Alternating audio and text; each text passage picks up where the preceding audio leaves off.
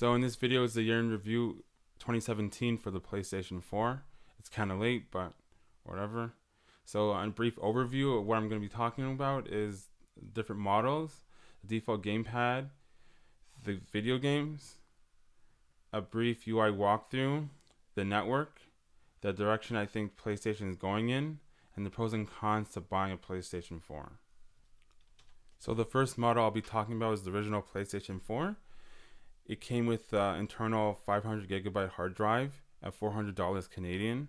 Some of the details particular to this model is a removable hard drive, which is actually standard across all platforms.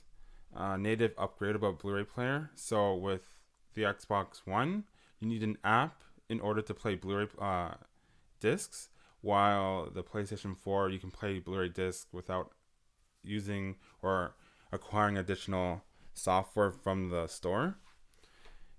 The console also supports vertical and horizontal console positions. Has built-in streaming applications. So this is like live with PlayStation, I think it's called. There's like a actual built-in application where people can stream live on the console, and there's a section on the UI where you can see all the streams. And the next thing here is optical port. No 4K Blu-ray playback. So with 4K Blu-rays, you can't actually play them on the PS4 natively. And I think the reason for that is because the games don't run on the 4K Blu-ray discs.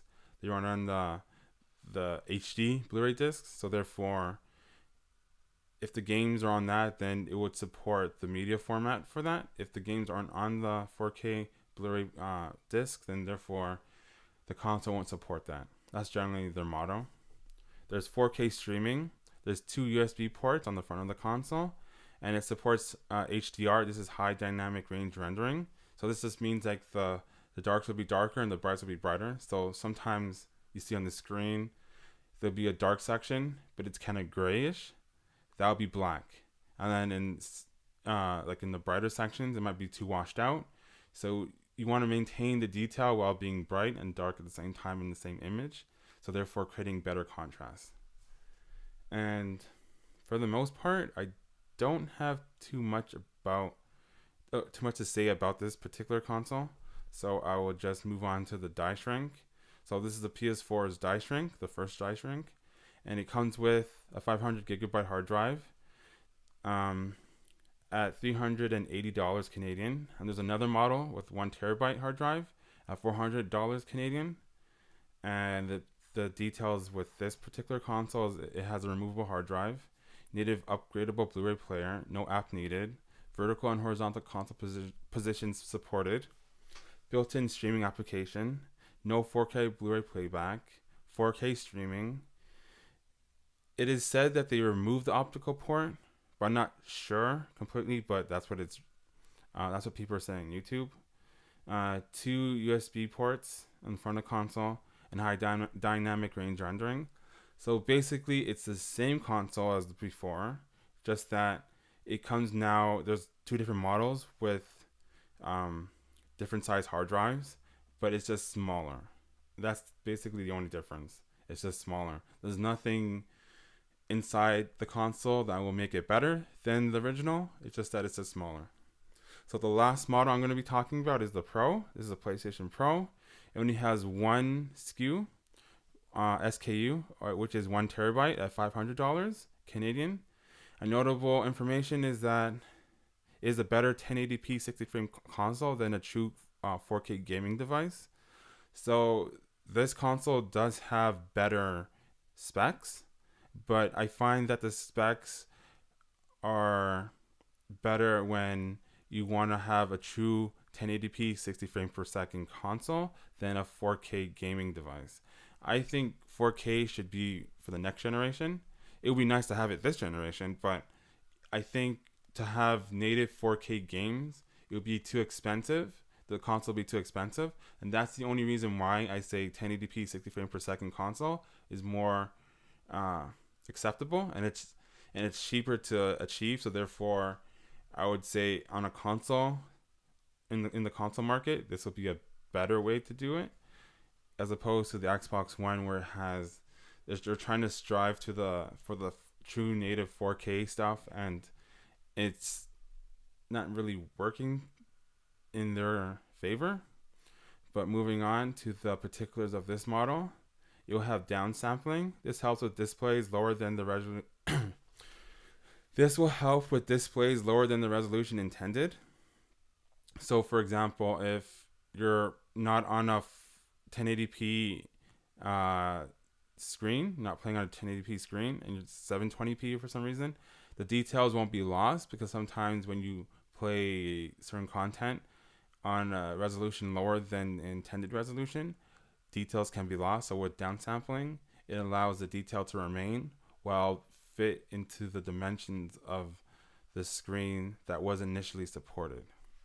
So moving on, there's 4K upscaling. There's dynamic 4K. So this is with the games.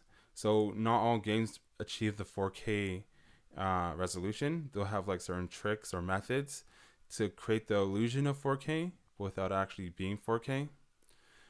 It also has 3 USB ports, removable hard drive, native upgradable Blu-ray player, no app needed, vertical and horizontal console position supported, built-in streaming application, no 4K Blu-ray playback, 4K streaming, removed optical port. Again, I'm not too sure about this, but I have it here because people say it's removed. I haven't actually physically seen it.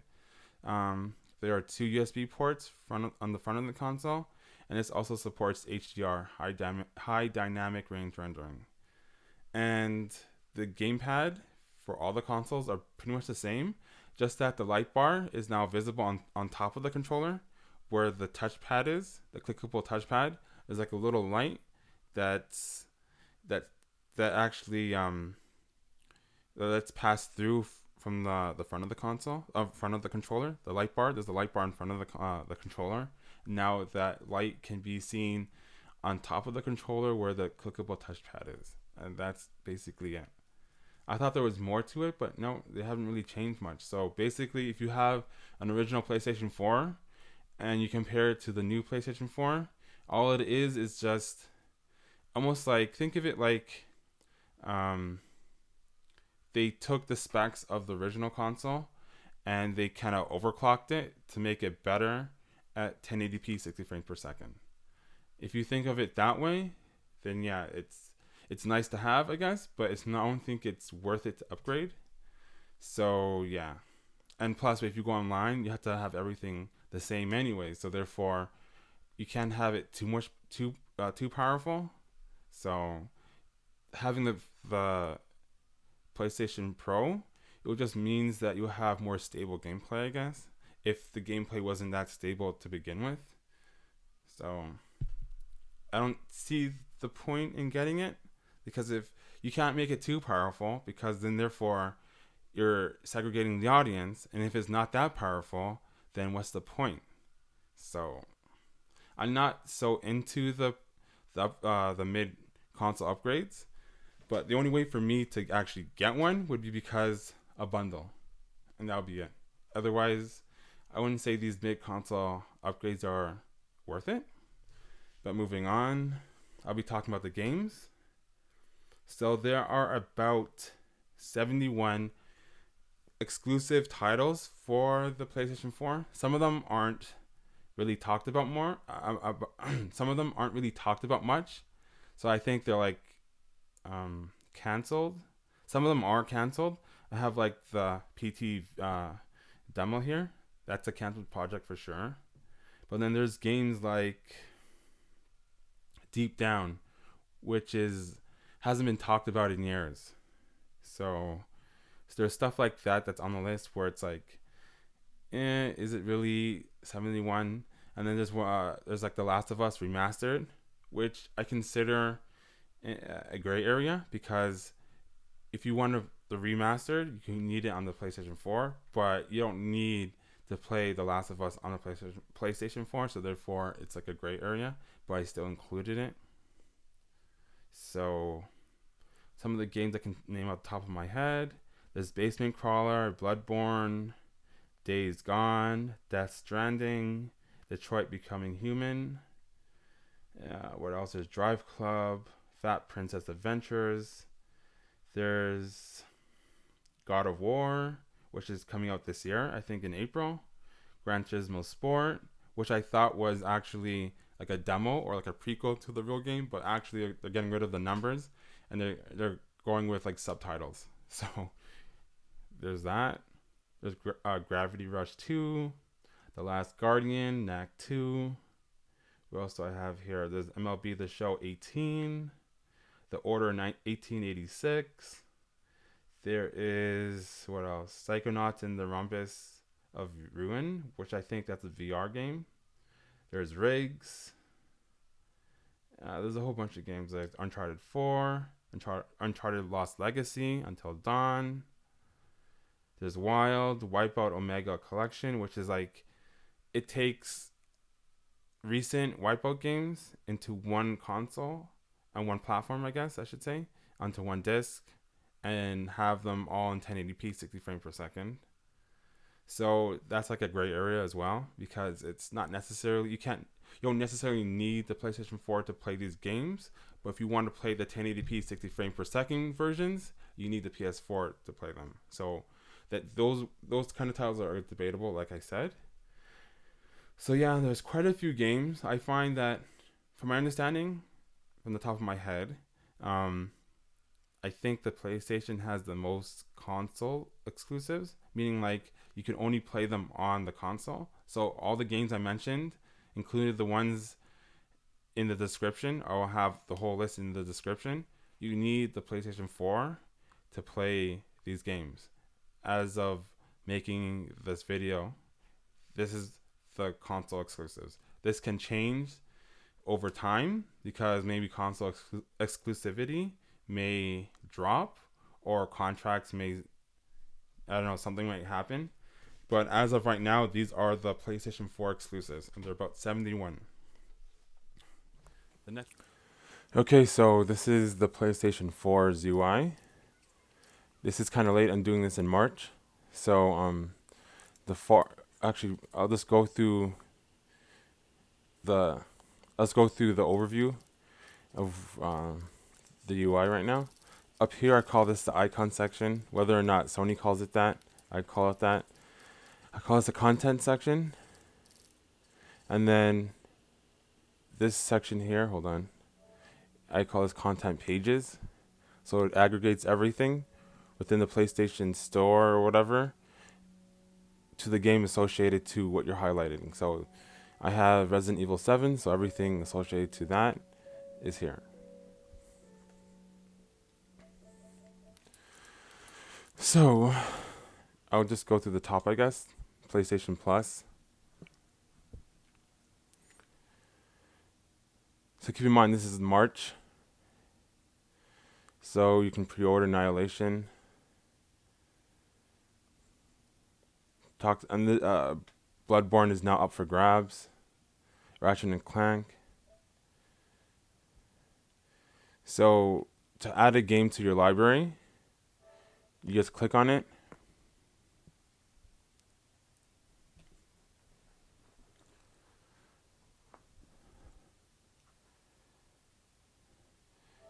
Takes you to the store. You click add to library. So you don't have to download it. See how it's $25, but it's free for PlayStation Plus. So therefore, it's part of your subscription. So it's not an added cost. So it's not necessarily free, but you won't have to pay for it to access the whole game. You won't have to pay extra to access the whole game.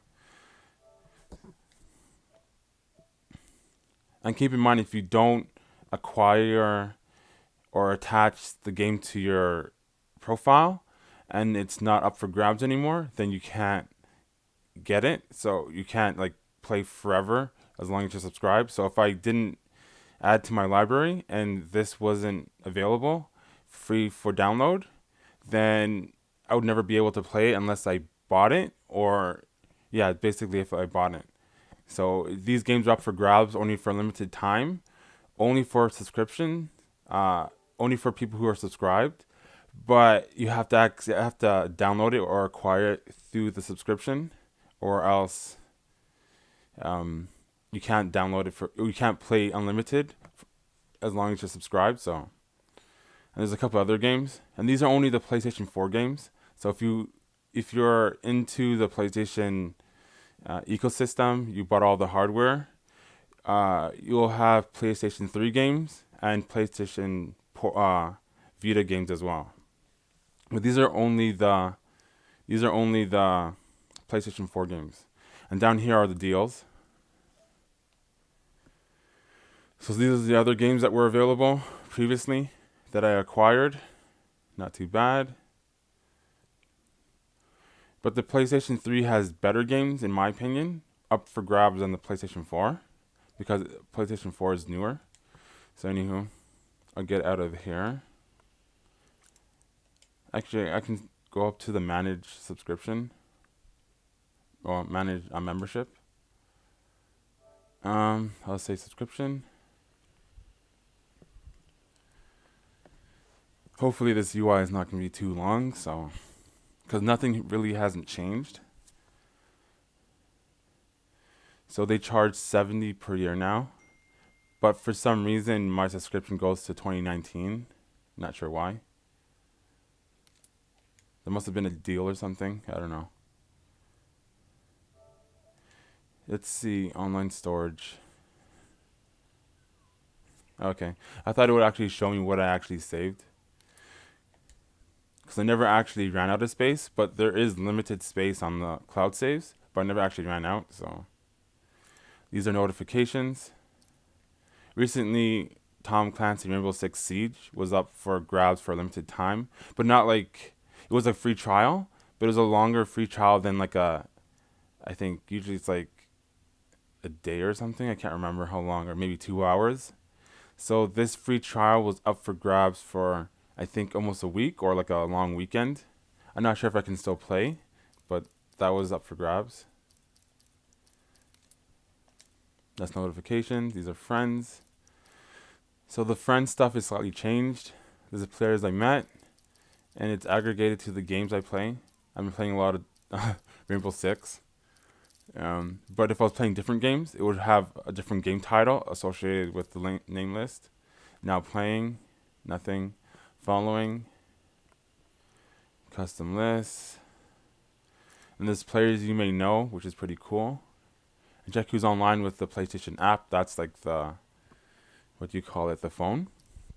The smartphone. So as opposed to Nintendo Switch, where the phone app is required for online stuff, while in the PlayStation and Xbox counterparts, they use the app as an extension or an alternative, but it's not mandatory. And then you can search on search people's names or online IDs, which is pretty cool. Communities. I don't usually go into this. To tell you the truth, I haven't played much games lately because I'm busy, but communities are basically like online forums, but associated to a game.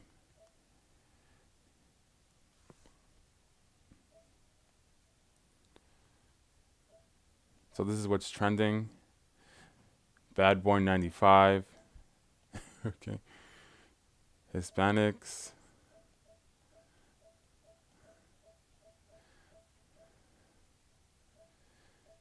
Alrighty then. I don't usually go on here, so I have no idea what to go, how this all plays out, but I'll try to find something friendly. Okay, and then you have to join. So this is the wall. So basically it's like a forum thing, but I'm not sure how it's executed because I don't usually go through this, but the whole idea, it's like a forum, or like people who like the same games or similar interests, they can like create communities around that. And also, of course, you can use the app. These are events. Recommended. Again, Tom Clancy stuff, it looks like here. I haven't played GTA Online in a while, but a lot of that comes up. You can look at all games. You can search particular games, and then there's tournaments, invitations, create an event, and then teams. For tournaments, These are messages. Some weird people message me sometimes, so I won't go through there. There's the party. So you can create a party.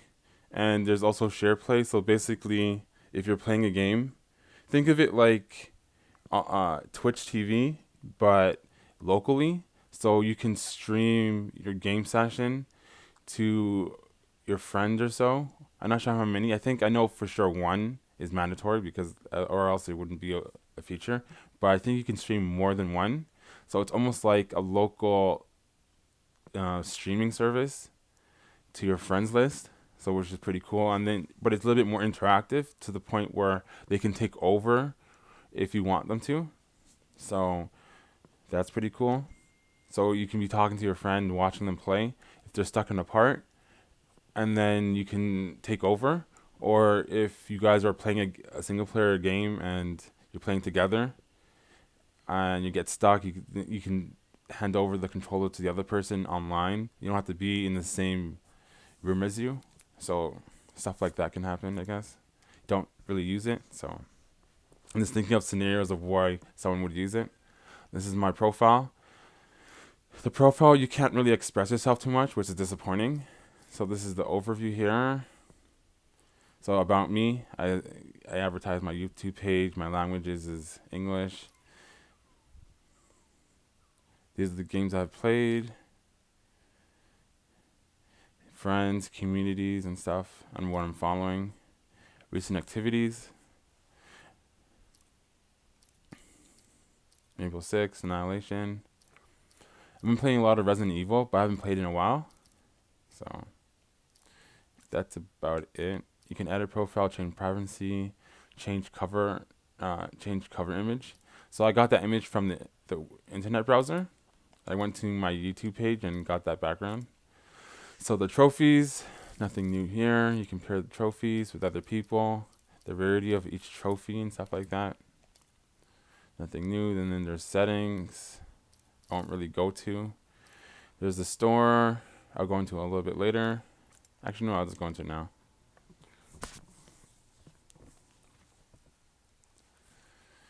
So what's hot? So the overview of what's in the store is aesthetically pleasing in comparison to the Xbox, I find. But then it falls into the same kind of pitfalls as the Xbox when you go deeper into the store. So like it has these icons here, and it's kind of slow. It's not too bad. I'd rather have the image associated to the content or just the text, not both. And then if you're interested in it, then show the price. You select on it and then you show the price and everything else. So I don't really like that, but I like how when you're just looking over like the overview of the store, and you're not really diving deep into the store. You get to see a quick glimpse of what's in it, and it's aesthetically pleasing. It's just showing you the image associated to the content, and it's a lot faster. Oh, hold on. Yeah. Well, it's not that fast, but it's more aesthetically pleasing. So that's that. What's popular? So everything has a very similar aesthetic look to it when it's just an overview, or you're going to like a section. See again here, they only show the image associated to it, but they also have like the name too, I guess, because you need to know exactly what it is because they have DLC expansions and stuff. So which is pretty cool, I guess. It's a little bit. It's not really that fast, but it's better, I guess. Detroit Becoming Human. I guess this is like we call like a featured game. There's PlayStation Plus. So there's a section in the store for everything PlayStation Plus.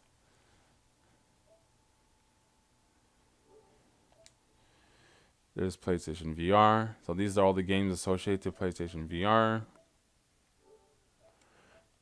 What's popular?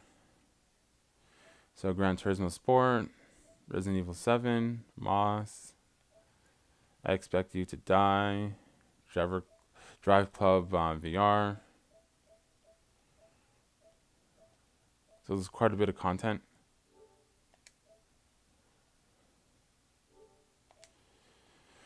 Games. So we'll see what's popular. You tend to see a lot of the same games over and over. But if you want to know what's certain types of games like that are not as popular, but they can still be pretty good, you have to actually go deeper into the system, into the store. So there's add-ons. Let's look through what's popular.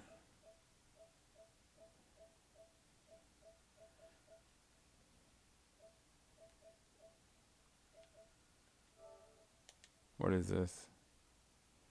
Oh, Angel Death Avatar. That's pretty cool. But yep, that's popular there. There's themes.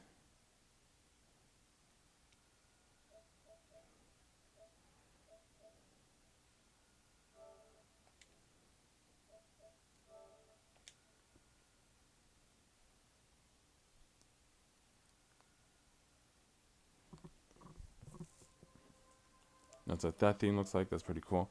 I think it would be cool if you can actually put like a video behind the text if you could. But then again, it might defeat the purpose of the purchases. There's TVs and movies. What's popular. And of course you can go by genre and stuff like that.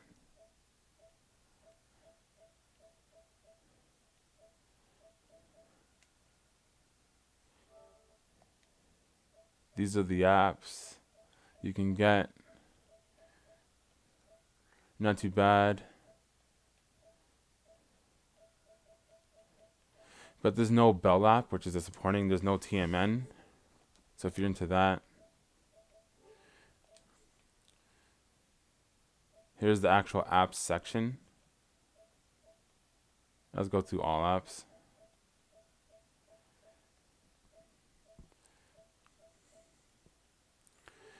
Not too bad, but I wish there was like a Bell app. And there's free stuff here. PlayStation Plus, that's for free. There's PlayStation Now, the streaming service. You can now stream PlayStation 4 games.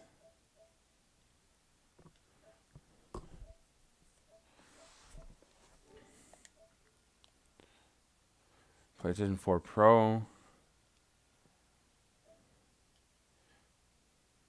I'm not sure if it's loading.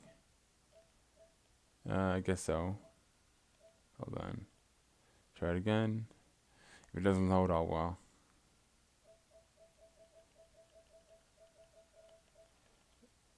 Oh well. I guess it didn't work. This PlayStation Video. PlayStation Music. There's Library, My Videos, Redeem Codes, and Payment Method.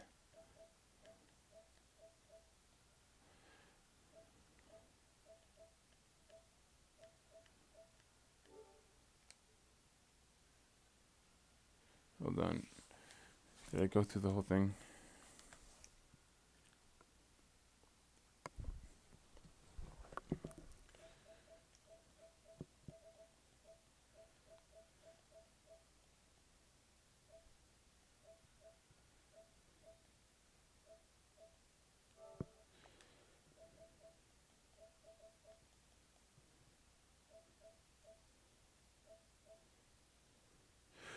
What I like about this section I wanted to go through is that like content creators, they say like Cliff Blazinski, it shows what they're known for, the game of the top right, Lawbreakers, and then they have other games that they have selected. So here you can possibly find games you never really thought of playing. So I like this section of the store. So you get to see what people are interested in. Full Throttle. That's what they're known for. and these are the games that they like, which is pretty cool. So you might not have found Bound before. You might have known about Bound, but then you might find out what Bound is from this, for example. I got this for free, so I think this I have for free, but for another platform. This for free from another platform. That one I got for free from this. This one another platform. So I get a ton of free games. Well, not free, but like it's part of my subscription, I guess. There's what's new. I guess it's kind of slow right now. So what your friends are doing. You can thumbs it up, make a comment. What's in the PlayStation Store. I downloaded Amazon Prime Video for the first time. It gets posted here. People can see it. What's trending is Fortnite. Featured PlayStation stuff. Players I may know. Who to follow.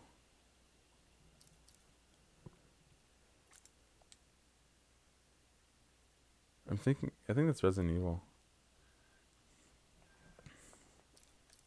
The image look like Resident Evil.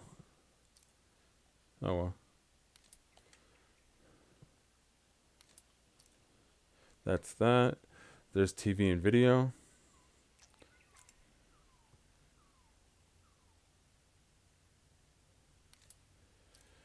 Okay, for some reason, some of my stuff is not loading. Okay, so some of the stuff is linked to the store, so you don't have to go to the store to download them. Like Netflix, I think, is always here. Even if it's not downloaded, there's like a link to download it. Here's my other apps. Show Me is, I think, done now, so I have to delete that. Vivo, Sirius XM, YouTube, Twitch, Prime Video. Not much there. These are the games I'm playing. PlayStation Now, Resident Evil. Let's see, like Fortnite. This is a popular game. So you can see what's trending with Fortnite. Who's playing, what videos did they post, screenshots. Go to the PlayStation Store, the communities.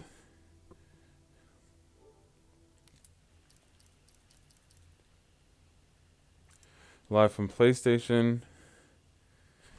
So this is basically anything streaming from the PlayStation.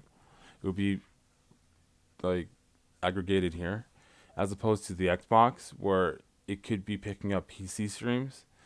This live from PlayStation just literally means from a PlayStation platform, and since this is the first platform to actually have this, it's usually just PlayStation 4. So you get to search a game if you're into Rainbow Six, for example, like me. You're not sure if you want to buy it, and you didn't know about the free trial for like the 7 days or something. You can look at the streams. Usually it's a little bit faster. Then again, I usually look at this at night.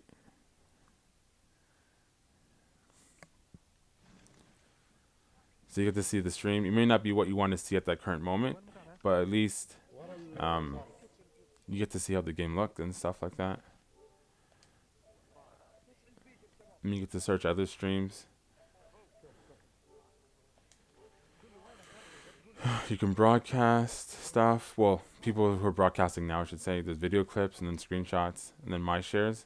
I don't think I ever used this personally, but I did use it to stream to Twitch. So it may have been here. It may have been posted there or not, but I'm not sure. There's the internet. I'm not going to go through that. Library, all my games. Oh, all the content. And there's games, 16 games downloaded here. Then applications, there's 16 applications. And purchases.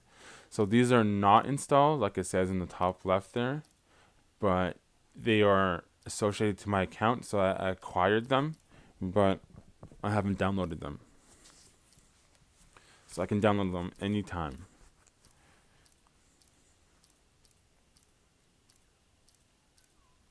Some of them I actually bought though. This one here, Grim Fandango, I actually bought that. Yeah. I actually bought NAC physically, but you can actually get it for grabs from the PlayStation Plus subscription.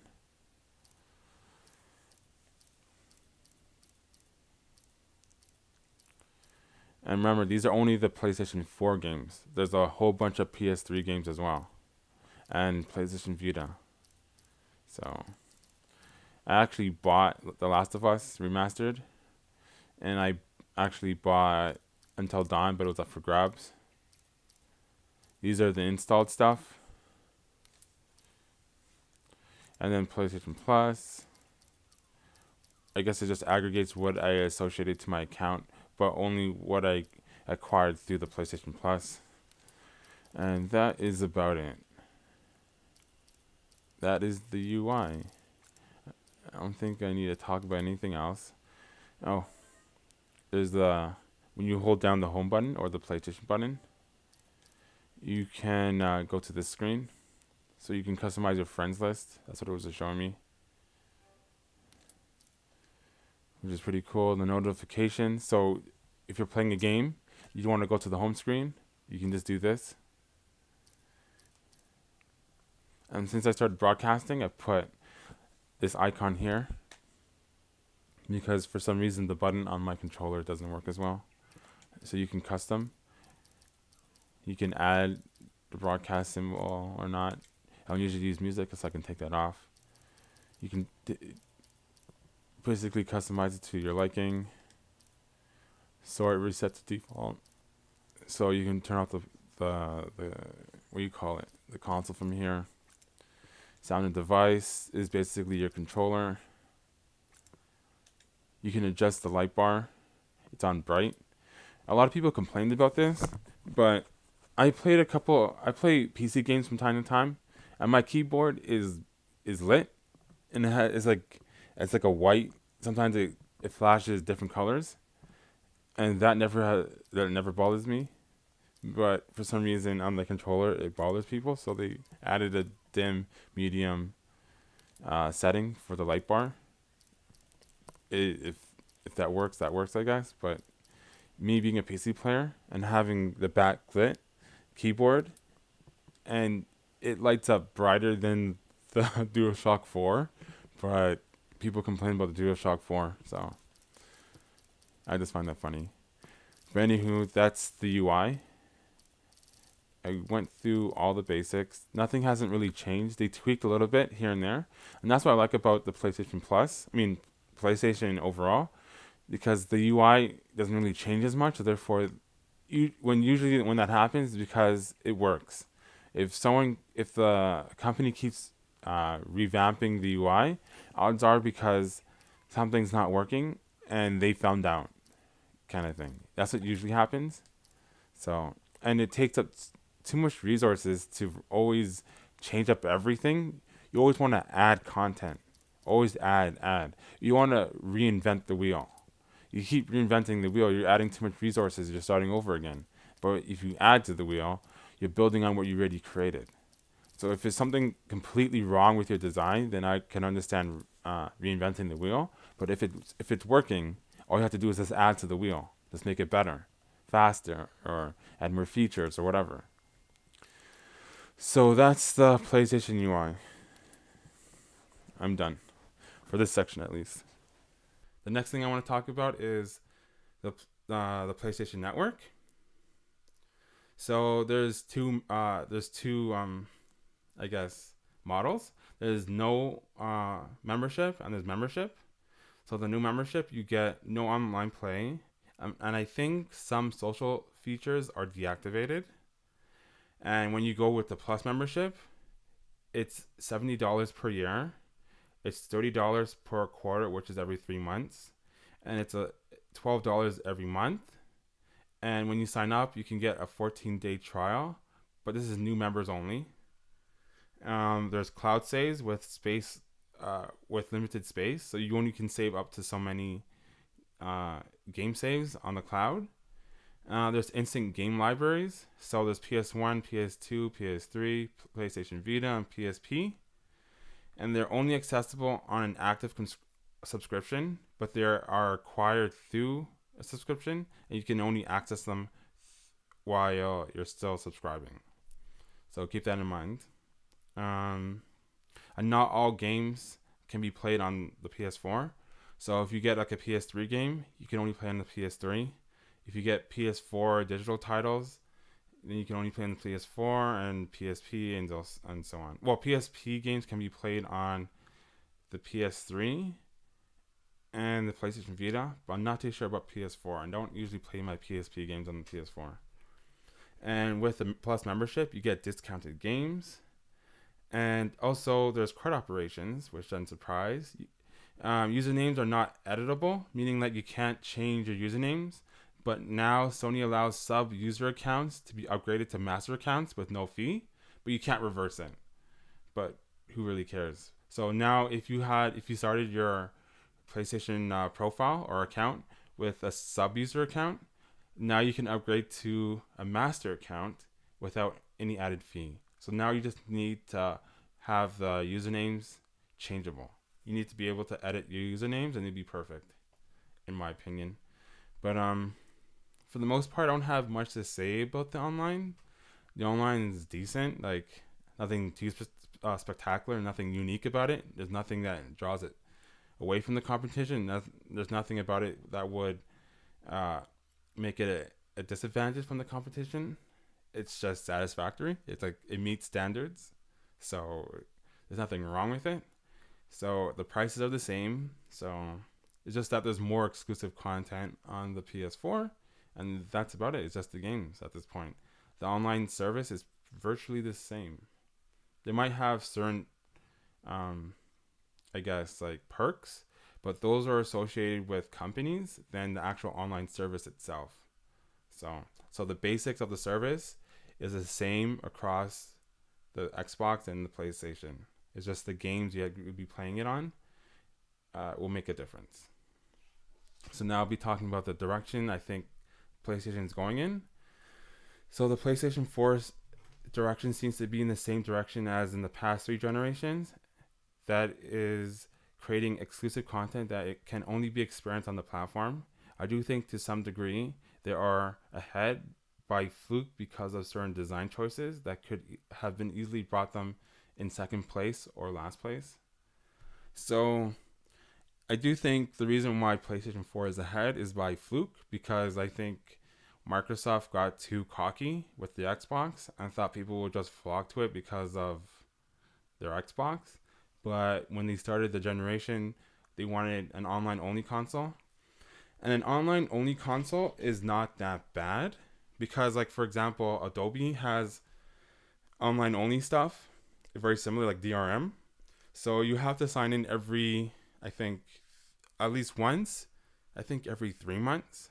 I could be wrong, but I know at least a month. But the online-only service for the Xbox was ridiculous. And they even took away some features that were associated with that, which made no sense. So like with the Xbox One, they said that you need to sign in at least once a day to play offline. So you can be offline for the rest of the day. You just need to sign in once per day.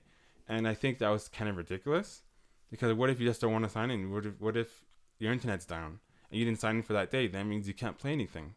So I think an online only service can work. It's just more on how is it executed.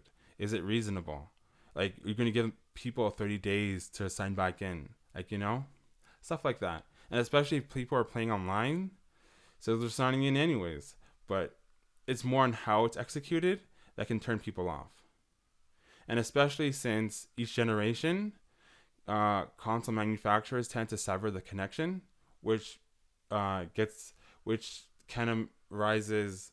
It doesn't eliminate like consumers' fears of wasting their money. So with the Steam platform, if I bought a game 5 years ago, as long as the game is still accessible in the store, I can re-download that again. But as opposed to consoles, if I bought a PS3 game digitally, I may not be able to play it on the PS4, which is what is common. Like, console manufacturers tend to reinvent the wheel too much. They don't add to it, and this is why mobile market is thriving, because they don't sever the connection to the last generation. So I can still play iPhone 10 games on my 6 Plus iPhone, for example, but that would be impossible. Well, it wouldn't be impossible, but it would just be hard to believe that on the console market. So that's why I think the online only stuff didn't work, because the perception of how gamers see digital content on consoles, how it's severed every generation, and two, the execution of the online only service. So this is why I think Sony is ahead. It was just by fluke. Otherwise, I think they would be in second. So now I'll be going into the pros and cons. I'll go start with the pros. About 71 PS4 exclusive games can only be played on the PS4, which is pretty good. CRUD operations, sub accounts can be upgraded to master accounts without a fee. The next one, fast physical downloads and segregated online downloads. So you can actually, if you buy digital content, you can separate the offline portion of the content and the online portion. So you can download the campaign, for example, the single player campaign that's offline, and then download the online portion afterwards. It's a collectible console, so default settings don't brick the console. It has a removable internal hard drive that doesn't void the warranty. So therefore, usually if you want to change the hard drive in a console, it voids the warranty, while on the PlayStation 4, it doesn't void the warranty. And PlayStation Now can be played on the PC, PS4, PS3, and PS Vita, and it can be streaming PS4 and older games over the internet with a fee. So you don't need a PS4 or PlayStation console or device to use PlayStation Now, but yeah, that's it. Yeah, that's a good thing. So I think that's a good thing anyways. So you're playing older games, but you're streaming it, and it can be on PC as well. So you don't need a PlayStation, essentially. But the newer games tend to be on, for example, the new PS4 games. They're not on the PlayStation Now. It's like the older games. So the next thing I'll be talking about is the cons. So the first thing is CRUD operations cannot edit online names. Even though it seems like a very simple thing, it's actually user-friendly when you can edit usernames. The next thing is turning off HDCP protection forces the user to hard reboot the console. So this happens to me. That's why there's an asterisk, but I don't see anyone else talking about it. So when I turn off the HDCP so I can record gameplay and stuff, the console kind of goes into a standby mode, but I can't get rid of it unless I reset the console. And the PS4 doesn't use cell technology, resulting with online purchases from the 7th generation to not carry over. So because the PS4 doesn't extend or somehow upgrade the cell technology in the PS3, from the PS3 to the PS4, the PS3 digital content can't be carried over. I don't really care about the physical content, but if you're investing into the online, the digital store, and you buy content, that should carry over to the next generation. The physical stuff, who cares? But at least the digital stuff should carry over because it's digital. So that's a bummer. So you're not accessing the same store. So the PlayStation Store is slightly different with the PS3 versus the PS4. Even though it looks the same, or it looks very similar, if not the same, it's actually a slightly different version of the store. Instead of having the same store accessible across all platforms, like the mobile phone. So when I use my iPhone 6 Plus, it's the same store that the iPhone 10 users are accessing. While on the PS4 and the PS3, it's virtually the same store, but it's slightly different. It's catered to each platform independently.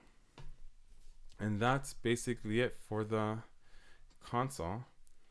In my opinion, this is the best console to get this generation because of all the exclusives. It has the most exclusives. It may not be the most powerful console in comparison to the Xbox One X, but it's the decent 1080p 60 frame per second console, and for the most part, the Xbox One X will just be better offline than online, in my opinion, because everything has to be unified. If it would just be unfair if someone has 60 frames per second while the other older Xbox One users are at 30 frames per second. So that means they're seeing more than the other player, therefore giving an unfair disadvantage. And it's easier, like for the when you're watching it, it's easier to tell the difference between 30 to 60 than to 60 to 120. So the higher you go, the less you see it, because the eye can only see so much. But the lower you go, the more the eye can see it. So 30 frames to 60 is more of a jump than 60 to 120. So that's why I think it's pointless with mid-console upgrades. So that's why I think the Pro is more acceptable, because it's more of a refined 1080p 60 frame per second console, as opposed to what the Xbox One X is trying to do, like as 4K 60 frame per second console, which doesn't necessarily achieve. And before I go, I'm giving this console a C+, because you can't edit the usernames. So because you can't do that, it's basically the perfect console in a sense. But because you can't do that, I'm going to give it a C+. So it's below satisfactory, because I believe a true application should have CRUD operations. That's create, read, update, which is like edit, and then deactivate. I think I got them all. So like you may not be able to delete or deactivate, but at least you should be able to update, which is to edit usernames. And if you can't do that, then it's not as user friendly. So therefore, I give it a C+. But overall, it's a good console. I think it's the best console to get as of today, even if you compare it to the Pro, to the Xbox One X. Despite it being not as powerful as the Xbox One X, it's more acceptable for the generation it's in, because it kind of defeats the purpose. It's trying to do too much at once, and for the most part, the next generation can achieve 4K anyway, so therefore, well, it should be achieving 4K, so therefore it's kind of pointless trying to achieve 4K in a generation that's not really asking for it. So that's my spiel on that PS4 for the 2018 update review update, whatever.